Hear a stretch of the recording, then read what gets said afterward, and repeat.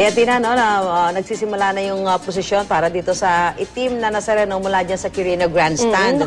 Parang, well, hindi naman nagkakagulo, no? Pero talagang lahat nagpipilit na makalapit no? Oo, kasi yung, di ba merong lubid dyan, yung 50 metro yung haba na abaka na lubid, yun yung talagang gusto lang lahat makahawak doon. Kasi kahit hindi ka makahawak sa poon, yung iba at least makahawak lang sa lubid. Sa lubid, alam mo, sa pagtaya ng MPD ng Manila Police District, sabi nila talaga naman taon-taon nadaragdagan yung bilang ng mga sumasama sa posisyon. Baka daw umabot ng 10 hanggang 11 milyon yung sasama dyan sa prosesyon. Siyempre, yung magmumula po dyan sa Quirino Grandstand hanggang doon sa mga dadaanan yung ruta. Correct. Dito pa lang talagang hindi na magkasya sa screen natin yung dami ng tao. At ayan ako, yung iba talagang mukhang mainit na rin ang ulo. Diyan na natin makikita yung tinatawag na Sea of Humanity, di ba? Yung parang umaalon ho yung mga tao dahil sa dami ng mga deboto. Siyempre, lahat po yung mga gusto na makahawak, sabi mo nga kahit hindi doon sa mismong imahe, doon sa lubid man lang, doon sa abaka na humihila, doon sa pinaka, ano tawag dito, yung parang karosa na may tawag tayo dyan doon sa ang andas, ayan. Pero mas pinatibay na raw ngayon yan, Tina. Yung gulong kasi last year, forklift, di ba? Di ba last year, flat ba yun? So ngayon, para sisiguraduhin nila na hindi na magkakaroon ng aberya para makarating din ng mas maaga sa Quiapo Church. So pag nagulungan yung paa mo niyan, kasi di ba yung mga deboto walang sapatos? Pero alam mo, sabi nung iba, kaya nga sila hindi nagsasapatos kasi ayaw nila na pag nakatapak sila sa kapwa nila, mas masakit. So karamihan talaga ay nagyayapak. Siguro kasi alam mo, pagka deboto ka, hindi mo na nararamdaman talaga yung hirap Oo, pag nandiyan ka sa gitna ng ganyang karaming tao, hindi mo na maiisip yung pawisan ka, tinatapakan ka, tinutulak ka. Kaya yun sana yung mga deboto, syempre talaga naman hindi natin inaalis na talagang may matinding pananampalataya. Sundin na lang natin yung pakiusap kung kayo medyo hindi maganda yung inyong pakiramdam. Huwag nang makisiksik. Yung kayo ay buntis. May bata kanina, nakita mo na may bandage sa mata. So kung yung mga ganyan, sundin lang ho natin para maging maayos, wala hong masaktan dito sa prosesyon para ho dito sa itim na Nazareno. Samantala, sa mga panahong ito, mararamdaman mo talaga kung gaano kalalim ang debosyon ng mga kababayan natin sa poong Nazareno. Hindi ba, Tina? Tama, nakakakilabot yung video di ba? Sa dami ng mga deboto. Every time, every year, na pagka talaga kinikilabutan ako dyan. Correct. Ano naman kaya ang panata nila? Alamin natin ang panlasa ng masa mula kay Cesar Apolinario. Cesar? Hi Tina at Susan, happy fiesta sa inyo, no? Ngayon yung araw ng fiesta ng itim na Nazareno. Happy fiesta! Happy fiesta. At siyempre sa lahat ng mga deboto na pumunta rito at yung mga nasa bahay na hindi makakapunta kasi Tina at Susan, sabi ng mga otoridad, di ba, yung mga may sakit, wag dapat didikit. Siguro yung iba hindi na rin sumama, no? Na manonood na lang si sila. Mark Salazar ba yung nasa likod mo? Ano bang panata niyan? Ano ba namamanata niya? Iho. Live pa yan. Nagtanong sa kulay. Namamanata sa trabaho natin. Kailangan mag-cover. Ang ako talaga yung interview mo, no? Ang sipag-sipag mo, ha? Kanina pa kita nakikita. Si Kapit Balita. Susan, happy fiesta sa inyo dyan. Sino kasama niya? Si Tina. Bagay na bagay yung dalawa, Happy fiesta dito talaga. Festive na festive na. Diba? Kinikilabula kanina. Kanina pa siya sigaw na siya. Pagka sinabi sa stage na iwagayway ang puting panyo, makikita mo yung baha ng tao magiging puti. Nakikiwagayway ba kayo? Nakakilabot. Isa pa, kanina Tina at Susan, di ba yung sinabi yung mga vices? Dapat tanggalin yung mga nagdodroga. Kasi ang paulit-ulit na kinakanta rito, simula pa kaninang madilim-dilim pa Nuestro Padre Jesus Nazareno, iligtas nyo kami sa aming kasalanan. Well, naman tumanim sa'yo yun. Naman. Hindi kasi nagko-comment tayo dito. Part na rin yun. Tumatalon Hindi ba nagkakabalian ng mga buto pa dyan? Alam mo yung bagay niya? Ayan, hindi pa naman nagsisimula Tina at Susan. Pero kanina may nakausap ako mga deboto at talagang itong mga debotong to yung iba rito 20, 28 years, 30 years na bumabalik-balik dito sa Quiapo at para nga sumama sa prosesyon kahit napakahirap. Ito yung sinabi nila. Mula noong 1965 hanggang ngayon namamalata pa rin ako para sa kaligtasan ng pamilya ko. Maging maganda buhay namin, walang magkakasakit, walang magkakaroon ng diferensya, o anong bagay naman na ikasasama ng pamilya ko. Mabisyo sa mabisyo, wag sana mangyari yun. Pumupunta-punta lang ako sa Quiapo. Ito pong nagkaroon na po ng Ibarra, 3 years na po. Para saan po yung pinapamanatan? Para po sa mga anak ko. May nangyari ng maganda. Malapit na pong mapagtapos ko yung anak ko. Sinabi ko yung nanay, pangako, papagaling ko yung nanay ko, mga pisang ko, lahat ng bagkanak ko. May hinihiling ka, taon. Gumagaling naman. Oo, magagaling naman. Sinabi ko naman, may asawa na ako, wala pang anak. Sabi ko, bigyan mo ako kahit 2 anak lang. Meron na ba? Meron na isa. Isa na lang. Isa na lang. Ngayon, ito yung pinapanata mo. Oo. At the same time, may dala siya kasing mali. May dala akong mali. Ito, kasabay na rin yung negosyo. Kasabay na to. Magkano kinikita mo? Minsan kikita ako ng 1-2, ganyan. Ilang araw yung 1-2? Mga 2 araw. Ang laki pala. Oo, 1,000 po na, lalabas ng 3-5, ganyan. O kailangan mo mag-ipon Konti-konti, kasi gusto mo pang mag-anak eh. Isa na lang, parang last na, kaibigan. Sige, salamat. Palakas. Ayan. Saan makakasama natin si Nanay Marilyn at Tatay Alberto? Sila ay 28 years na po, no, na namamanata. Unang tanong po, Nanay Marilyn, bakit ho ba kayo namamanata at ano yung nagtulak sa inyo para pumunta rito taon-taon? Nung 2 taon yung anak ko, lagi rin siyang kinukumbulsyon. Kung saan sana naming ospital dinadala, pero hindi tinatanggap. Yung huling pinuntahan namin sa PGH, ang sabi ay lumalaki raw yung utak. So, hindi inilabas namin yun dahil natakot kami. Ano dahil, po yun? Lumaki yung ulo niya? Sabi lang yung utak daw lumalaki. Pero hindi naman lumalaki yung ulo niya. Bale, natakot kami. Parang, ang ano kasi nila, dahil walang trabaho yung asawa ko, kaya hindi nila kami pwedeng sa ospital. Ngayon, ang ginawa namin, inilabas namin yun, naghanap kami ulit ng ibang ospital. Tapos, hindi pa rin siya gumaling, inuwi namin sa bahay. Pagka sa bahay, lagi siyang kinukumbulsyon. Ngayon, isang beses na talagang matindi yung kanyang kumbulsyon, alam namin mamamatay na siya, sabi namin ganyan. To the point na naisip niyo na mamamatay. Sabi kasi nung nanay niya, yung biyanan ko, na kasi umiiyak na kami noon dahil talagang wala na. Sabi niya, ihingi mo na lang sa Panginoon kung iyo, wag nang pahirapan. Ba't pumasok po ang itim na Nazareno? Kung hindi, kung talagang ibibigay sa'yo, mamanata ka. Yung napasok sa isip ko kasi nung bata pa ako, lagi akong sinasama ng lola ko sa Quiapo. So pasa-pasa na rin pala ito. Opo. Si tatay po, paano? Tay, paano kayo niyaya kayo ni Mrs.? Hindi nung binata pa ako, talaga na manata na kayo. ako. Okay. Pupunta na ako ng Quiapo nung mag-isa. Tapos nung, ayun nga, nabanggit na nanay ko nung yung anak namin na kinukumbulsyon. Talagang iniyakan ko na yung anak ko bihirang umiyak ang mga lalaki, di ba? Yan talaga, matindi. Ganun na nga. Namanata kami dalawa, punta kami doon. Yun, tuloy-tuloy na. Ang ginagawa namin, nagdadasal muna kami sa Santo Niño doon sa loob ng simbahan. Tapos namin magdasal sa Santo Niño, pupunta kami sa harap sa pintuan ng simbahan. Luluhod kami papunta sa altar. Lumuluhod kayo, nagdadasal. Tuloy-tuloy. So ito po, ipagpapatuloy nyo pa rin, ha? Opo, patuloy pa rin po hanggang sa ngayon at sa talagang pagpapatuloy pa dahil malaking bless po yung binibigay sa pamilya ko dahil hindi po sa siya po yung anak ko pero malalaki na po sila at talagang sa awa lang ng mahal na pong Jesus Nazareno kami umaasa. Okay. Happy Fiesta po sa inyong dalawa. Salamat. Ayan, siyempre, kanya-kanya pa rin yan ang paniniwala. Kung tayo ay naniniwala sa itim na Nazareno, okay lang naman yun. Basta wala tayong ginagawang masama. Hindi tayo nakakaapak sa ibang tao. Yung mga hindi naman naniniwala, huwag nyo na lang pakialaman yung mga naniniwala. Tama? Balik sa inyo, Susan at Tina. Okay, maraming salamat, Cesar. Siyempre, lahat ng pumupunta dyan, talagang may mga ipinapasalamat. May mga panata talaga. Hinihingi.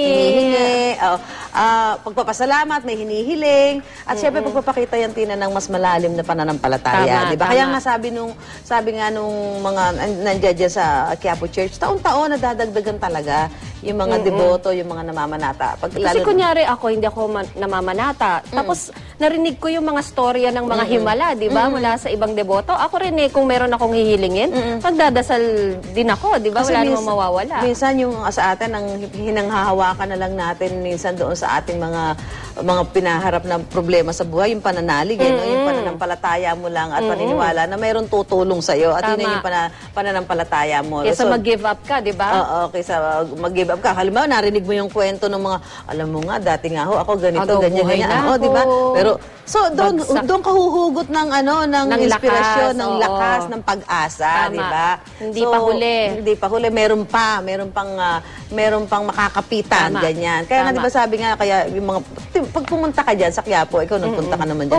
Pag narinig mo yung kwento lang lahat ng pumupunta dyan, di ba? Kwento ng pag-asa, kwento ng pananampalataya. At saka kahit wala kang hihingin, manonood ka lang doon, nakakapanindig balahibo yung makita mo yung ganyang karaming tao. Pare-pareho sila ng ginagawa, sinisigaw. Ko, tayo lang yata sa buong mundo na isang katolikong bansa ang merong ganitong klase ng pagpapakita ng napakatinding pananampalataya, di ba? At debosyon. Debosyon, ayan. Nakikita mo, sabi ko nga sa'yo, kahit gusto nung ang tawag dito, lumakad nung andas, yung prosesyon, paano ka makakausad kung ganyan yung nakikita ho nating tao? At yan mas lalo pa yung kakapal. Tama. Kasi doon sa mga, alam niyo, yung mga rutang dadaanan niya. Marami na nag-iintay doon Kung ganyan kakapal yung nakikita niyong tao ba, ganyan na rin ho kakapal yung mga tao doon sa mga rutang dadaanan nila. At saka expect na rin natin, ganyan din ang itsura sa Quiapo Church. Kasi doon babagsak yung prosesyon Pero inaasahan ngayon, baka daw mas maaga makakapasok sa Quiapo Church. Dahil last year nga daw, sabi ni Father Rick Valencia, ang naging problema yata. Yung nga sa gulong. gulong. Pero inayos na yan. So, hopefully makarating na mas maaga. Alam mo, dahil sa dami ng taong dumaragsa at nakikilahok sa prosesyon ng itim na Nazareno, posibleng may masaktan, di ba, Tina? Huwag naman. Pero nakaantabay naman doon ang Red Cross sakaling may mga ilangan ng tulong. Para naman bigyan tayo ng impormasyon tungkol dyan, makakausap natin si Romel Lozada, ang Officer in Charge ng Safety Services ng Philippine National Red Cross. Good morning po! Good morning, Romel! Ayan. Nako, mukhang naipit sa dami ng mga deboto. Pero kahapon pa lang, yung mga nakalagay dyan ng mga first aid station, syempre kasama dyan yung PRC natin, may mga dinala mga nahihilo-hilo. High blood. Usually naman, taon-taon mga dinadala yung mga nahihilo, nasusugatan, ganyan naman talaga yung mga karaniwang mga emergency situation. Well, at least ngayon makulimlim, pero yung init ng panahon. So, tingnan natin kung okay na si Romel, baka makakausap na natin. Romel? Hello. Yes, Romel, good morning. Good morning, ma'am. Nako, kumusta na yung pag-respond? Kasama na rin pala niya si Luis Liwanag. Luis, good morning din. Good morning. Ayan. Unahin natin si Romel. Romel, kumusta? May mga nirespondihan na ba kayo mga emergency situation dyan sa Quirino Grandstand? Yes, sa mga ma'am. oras na to? From 15 minutes ago, meron pa kayong mga initial reports. We have around 3 transported to different hospitals. Although as of now, we still don't know kung ano po yung mga hospitals po. Ano po yung naging problema? Usually, ma'am, may bata, but I cannot really have the specific details yet. Kasi nung kinawagan po ako from our headquarters here, so hindi ko po nakuha po yung details. Sana naman hindi malala. Oo, so ito yung sinasabi natin, huwag mo kayo ito nakikita mo sa Ayan, screen. wala nang malay. Naku, mukhang hinimatay itong isang babae. Yung isa, wala nang malay. Tapos yung isa, binubuhat talagang naman. mahinang-mahina na yung pangangatawan no? Romel, nakikita mo ba yan sa video? May mga tinatakbo. Nakikita mo ba kanina yung isa? Yan, yung tinatakbo. Nakikita mo ba yung Romel? Yes, ma'am. Oo. So yung mga, saan ba makikita yung mga first aid station natin dyan? At least dyan sa Quirino Grandstand? Dito po sa Quirino Grandstand, nasa gilid po kami o harapan ng Manila Police Station. Okay. Doon sa may... Meron pa kami At isang least team madaling takbuhan. May saka medyo maluwag-luwag pa kahapon nung nakita ko. Ngayon, sa dami ng tao na yan, hindi ko alam kung maluwag-luwag pa yun. Pero ano naman to, madali naman to makita, Romel. Apa. Meron naman po kami dito mga banners na nakalagay, kaya malayo pa lang makikita na ho. Sir, ilan po yung mga tauhan nyo dyan? Sa ngayon dito, ang team namin sa Quirino nasa mga 15. But overall, 15 teams. Pag isang team, ilan po yung 15 members in one team po. 15 members sa isang team, isang station yun. Teka muna, Tina, aga-aga, may dinala na sa ospital. May nakikita tayo. Ano paalala natin, Romel, sa sasama sa posisyon? Ngayon po, ang pinaka-importante is tubig. Alam po natin, pag medyo mainit ang panahon, dehydration po ang kalaban natin. So, we advise lahat po, sana mayroong extra tubig na dala. At saka yung siguro, wag na inangaw, huwag na magsama ng mga bata, ano? Tama po. Kung hindi rin maganda ang Tsaka kung pakiramdam. alam mo nang meron kang condition, kunyari, hikain ka. Tama po. Talagang aatakihin ka sa ganyang karaming tao. Oo, so maraming salamat, Romel. Alam namin Welcome na po, welcome. abalang-abala na kayo dyan at marami kayong kailangang asikasuhin. Responde. Salamat, ha? Welcome po. Thank you. Si Luis naman, nasa, kanina nakita na ho natin. Luis, Ay, ikaw sino ba'y... to? Susan? Oo, si Okay. Susan at si Tina. Ikaw ba, Luis, deboto ka ng itim na Nazareno? Parang gano'n na rin yun eh. Kasi nung bata pa ako, since 81, sinusundan ko na yung piyesta ng Quiapo, yung Black Nazarene. So, in a way, deboto na rin kami. Sinusundan mo dahil yan ang Kinukunan ng trabaho mo, litrato? kinukunan mo, o dahil, parang naging deboto ka na rin dahil taon-taon ginagawa mo kasama sa trabaho. Medyo, in a way, gano'n na rin. Kasi nung nag-umpisa ka, curious ka lang kung ano nangyayari. Pero ever since dinodocument ko na, as part ng buhay ng Quiapo, yung ginagawa namin. Ganon, inoobserbahan mo rin at natututo ka rin kasi habang tumatagal, nag-evolve yung piyesta ng Quiapo. May mga hinding ka na ba through the years na ibinigay? Hindi ko na naisip yon pero lagi namang ito buhay pa rin at kahit na anong sakit ang pinagdaanan nakapag-shoot pa rin. Yun lang naman importante sa akin Luis, sabi mo nga, since 1981 ka pa nagsisimula mag-cover niyan at nasusubaybayan mo na. Ano yung mga nakikita mo nagkaroon ba ng mga pagbabago through the years? Nung nag-umpisa kasi ako, nakakakilos ka pa alongside ng mga nagpipinitensya. Ngayon talagang sobrang pagka hindi ka sanay sa crowd, malilito ka talaga Kailangan ng presence of mind. So dumarami talaga kada taon? Oo, yun. Pansin mo yung pagdami, sobra. So doon sa mga kinuhanan mong mga larawan, sa tagal ng panahon na rin naman, ano yung, meron ka bang masasabing pinaka-paborito mo doon sa mga kuha mo na yun? May kaugnayan yan? Kasi halos iisa lang ang itsura nila lahat. Pero ang pinaka-importante yung presence mo rito. Pag nalampasan mo kasi isang taon na hindi ka nagpunta, parang malaking bagay na So, yun. Pare-pareho pero nag-iiba yung mga kagaya ngayon kanina pansin ko yung mga daming kababaihan talaga. Yun nga nakita natin, yung dalawa, ewan kung nakita mo rin dyan, Luis, yung dalawang babae, isa mukhang hinimatay, mukhang isa may sugat. Conscious pa naman, pero conscious, pero parang hinang-hinana Nakita ko, ang laki nung dala mong camera, Luis. Mahal yan ganyan, di ba? Hindi, actually luma na itong mga to. Importante lang kasi wala ka ng bag, dala mo na sa katawan mo yung mga gamit mo. Madaming mabibilis yung kamay dito. Oo, totoo yan. Hindi ka pa ba nasa-snatchan dyan kahit kailan in the past? Hindi pa naman, pero nakakatawa minsan yung tubig ko na nakatago sa aking pouch bag. Iniingatan ko talaga pero pag inom ko, ubus na pala, may nakainom na at naibalik pa sa bulsa ko. Habang nasa katawan mo, may nakakainom? Oo, grabe. Ibang klase. Di bali na yung di bali ng tubig, wag lang yung camera Oo. So, pagka ganyan, siguro kasi kung photographer ka, alam mo kung ano yung pinakamagandang kukuhanan. Angulo. Yung composition. Ano yung paborito mong subject sa mga ganyan, mga religious activities? Kasi pagka religious activities talaga, papakiramdaman mo talaga yung nangyayari. Para magiging festive yung mood. Pero titingnan mo talaga yung mga tao, yung mga expression nila, paano nila inobserbahan yung piyesta, ganun. Tapos unti-unti, pagpasok parang nandun ka na rin sa eksena Mas malapit sa tao, mas maganda.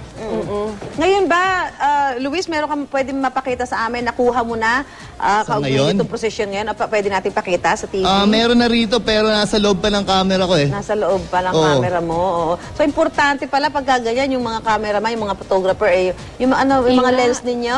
Oo. Nababali yun, di ba? Kunyari, iba-iba, Di ba yung nakikita natin sa trabaho natin, yung mga photo, minsan tatlo-tatlo yung dalang camera, tapos meron pang nakabag. So, yan, yung sa'yo, Luis, dapat komportable kayo. Bang nasa harap mo, yan na lahat yan? Ito na. Isang maliit na pag may nangyari sa harap mo, angat mo lang. Tapos pag medyo may malayo-layo, itong kabila naman, mas mahaba. Tatlo yung camera mong nakasabit? Tapos yung mga importanteng shot na pang sarili mo sa film, medyo matagal kasi ma-develop yung film. So, pang personal mo yun. Pang personal. parang pagka ako siguro kukuha, lahat gusto kong kuhanan eh. Pero syempre pag photographer, sa paningin Alam na mo isang kung photographer, ano, ano yung pinakamagandang subject? Ano, Luis? Yung mga sa baba ka talaga maganda on the ground, tapos malapit ka doon sa mga deboto. Pag sinusundan mo siya, mapapansin mo, nandun ka na rin sa loob Maki-carried away ka na rin doon sa nangyayari. So para kang witness talaga, i-record mo lang yung nakikita mo na malapit sa'yo, ganun. Hindi ka ba nag-attempt na humawak sa lubid? Dati.